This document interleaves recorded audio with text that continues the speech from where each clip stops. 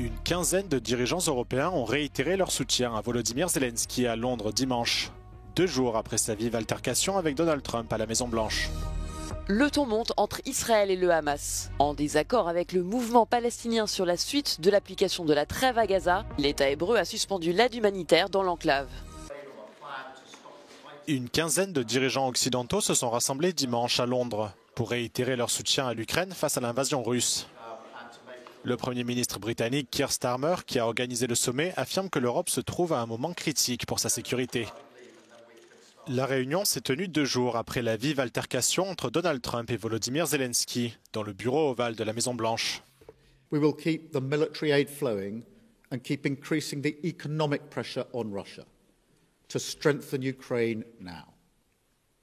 Second, we agreed that any lasting peace must ensure Ukraine's sovereignty and security, and Ukraine must be at the table. Face au rapprochement des États-Unis avec la Russie, de nombreux dirigeants européens appellent à redoubler d'efforts pour mettre l'Ukraine en position de force en vue de futurs pourparlers. Alleine Deutschland hat 44 Milliarden Euro alles zusammen an Unterstützung für die Ukraine aufgebracht.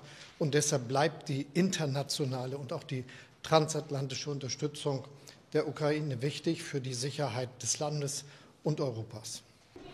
La présidente de la Commission européenne, Ursula von der Leyen, a déclaré qu'elle présenterait la semaine prochaine un plan visant à réarmer l'Europe. En marge du sommet, Keir Starmer a par ailleurs annoncé que le Royaume-Uni, la France et l'Ukraine allaient élaborer un accord de cessez-le-feu qui sera présenté prochainement aux États-Unis.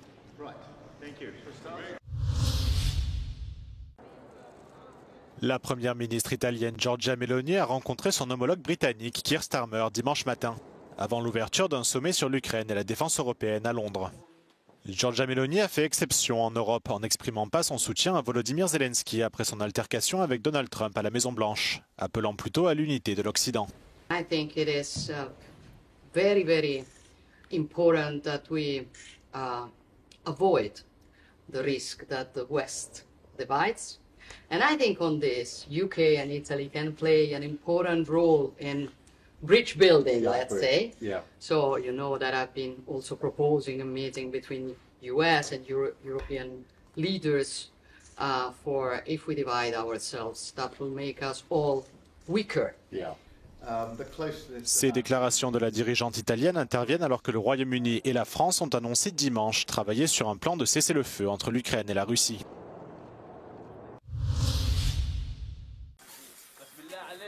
Le ton monte à nouveau entre Israël et le Hamas.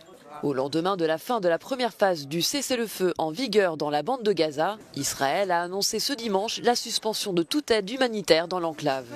Le Hamas a immédiatement dénoncé un crime de guerre, menaçant de faire échouer l'accord de trêve. En cause de la décision israélienne, un désaccord persistant avec le Hamas sur la forme à donner à la suite du processus. L'État hébreu entend adopter la proposition soumise par l'émissaire américain pour le Moyen-Orient Steve Witkoff, visant à prolonger la première phase de la trêve jusqu'à la mi-avril, période comprenant le Ramadan et la Pâque juive. De son côté, le mouvement palestinien veut mettre en œuvre les étapes restantes prévues par l'accord avec Israël et rejette catégoriquement la présence de forces étrangères à Gaza. Les besoins humanitaires sont immenses dans l'enclave. Près de 70% des infrastructures ont été détruites.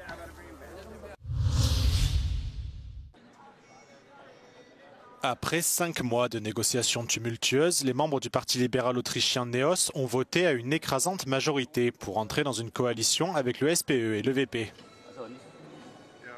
Les 3 partis avaient annoncé un accord de coalition la semaine dernière, mais les membres de NEOS devaient encore l'approuver, ce qu'ils ont fait à 94% dimanche.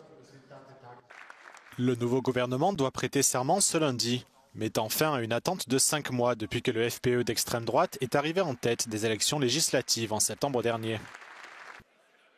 L'alliance entre les 3 partis était l'une des dernières solutions pour éviter des élections anticipées qui, selon les sondages, auraient renforcé l'avance du FPE. Si les membres de NEOS n'avaient pas accepté d'entrer dans la coalition, le SPE et le VP auraient eu une majorité parlementaire d'un seul siège, considérée comme trop étroite pour gouverner efficacement.